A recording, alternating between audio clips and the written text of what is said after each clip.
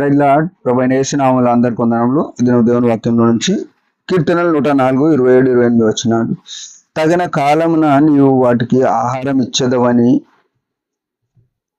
ఇవన్నీ నీ దయ కొరకు కనిపెట్టుచున్నది. నీవు వాటికి పెట్టినది అవి కూర్చుకొనును. నీవు గుప్పిలి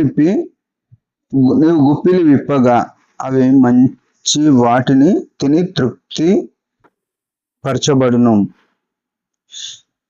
గమనించినట్టయితే దేవుని యొక్క కనికరము, కృప ఎంత ఔన్నత్యము ఉందో చూడగలుగుతున్నాం.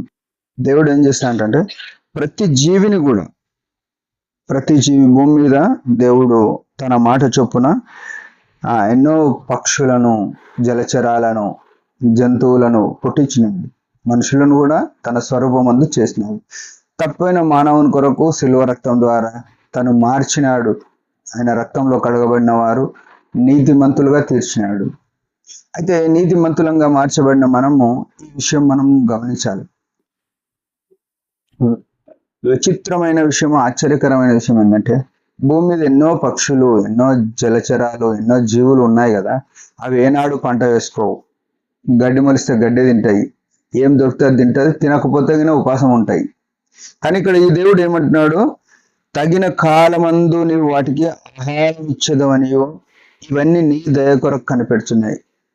ప్రియమైన వాళ్ళారా, యేసు రక్తంతో కడగబడిన మనము దేవుని దయ కొరకు కనిపెడతలేము.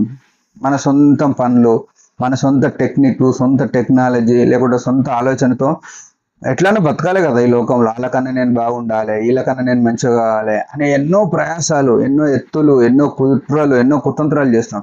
కానీ ఈ పక్షులు ఇవన్నీ ఏం చేస్తాయంటే నీ దయ కొరకు కనిపెడుతున్నాయి. భూమి మీద ఉన్న ప్రతి జీవరాశి కూడా దేవుని దయను వెతుకుతున్నాయి. అందుకే అవి ఉదయ సాయంత్రములు దేవుణ్ణి గణపరుస్తాయి. ఈరోజు కుటుంబంలో ప్రార్థన లేదు, వ్యక్తిగతమైన ప్రార్థన లేదు.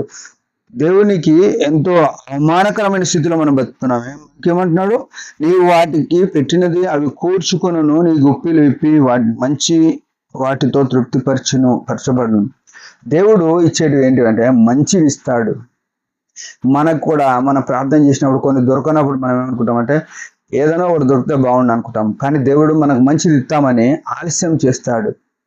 అది గుర్తుపెట్టుకోవాలి. మనం చాలాసార్లు దేవుడి నుంచి దూరంగా ఉన్నాం, కానీ దేవుడు ఇచ్చేదాని కొరకు, ఆయన దయ కొరకు, ఆయన మంచిది ఇస్తాడు అనే నిరీక్షణ కలిగి ఆయన వైపు కనులెత్తి చూడలేక, ప్రార్థన చేయలేక అనేక సార్లు ఓడిపోతున్నాం.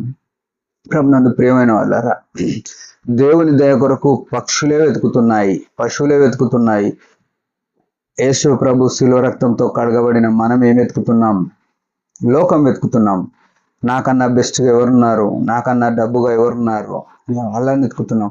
పక్కోళ్ళని పోలిక చేసుకుంటున్నాం. కానీ ఈ దేవుని దయ కొరకు కళ్ళు మూసుకొని రాత్రింబగలు ప్రార్థన చేసి, ప్రభువా నీ దయ, దావీదు అంటాడు కీర్తనల్లో, యెహోవా నా దృష్టి ఎల్లప్పుడూ నీ వైపే తిరిగి ఉంది అంటాడు. మన దృష్టి ఏమిటి మీద ఉంది? ఈనాడు లోకం మీద ఉంది. సెల్ ఫోన్లో చూస్తే లోక భోగాలని కనబడుతున్నాయి. లోక సంబంధమైన వాటి మీద, మన భోగాల మీద మన మనసు పెట్టుకుంటున్నాం.